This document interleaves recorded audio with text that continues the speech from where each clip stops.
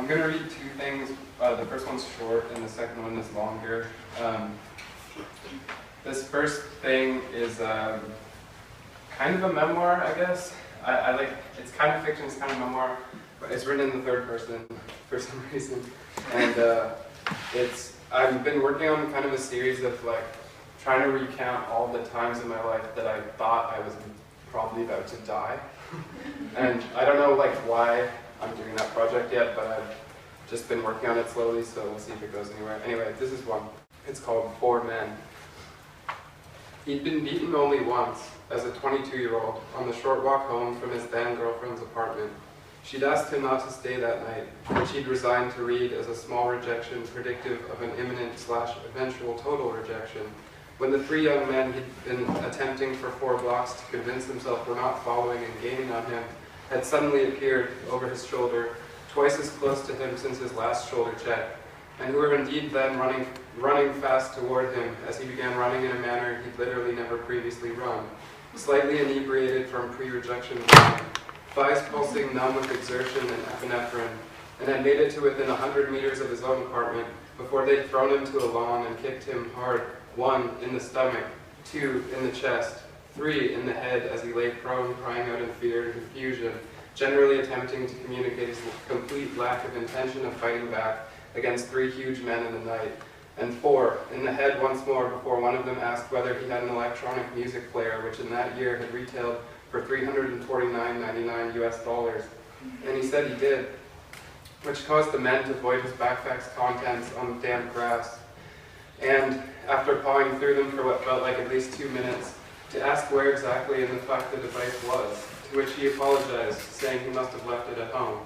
And the men had begun, from what little he could see of them from the ground, mostly in far periphery, through the eye that was not already swelling shut, to appear impatient and or restless, with one already urging the others to disperse, and with a size 13 boot another kicked him 5 in the jaw and grabbed his wallet before they disappeared and were finally gone, out of sight even as he got himself kneeling and eventually sitting upright. Afterward, after he'd gathered his things back into his bag, after a young woman he'd met at a party had come running from what was apparently her apartment just across the street, cursing and asking whether he was okay. After she'd brought him into a living room and phoned an ambulance he was fairly sure he didn't need. After they'd gotten the blood to clot and he'd phoned his then-girlfriend who'd appeared right away in tears and with an irrational fear the incident might have somehow been her fault. After 3 hours in the early morning emergency rooms bolted down chairs, only to be prodded and squeezed and told he didn't seem concussed, he would find himself forever unable to describe his assailants' faces, which had been obscured by sweatshirts and the perceptual distortion that had descended as soon as he began sprinting, and had seemed to rob the visible world of specificity, to decrease the scope of the available environment to only the terrain between his body and his apartment, and to rob him of the ability to encode detailed memory.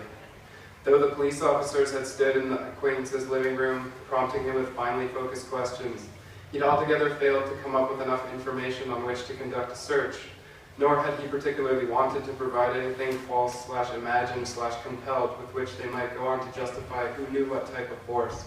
and had immediately doubted each of his answers as soon as the officer had committed it to her notepad. And from then on, whenever he was asked to tell the story of the beating for family or friends, he would find himself depicting them simply as 3 large young men who'd likely badly needed money, and who hadn't been afraid to extract some from one of the college students who'd elected to rent apartments in the old rundown houses only blocks from their neglected housing project by whatever means necessary, though his wallet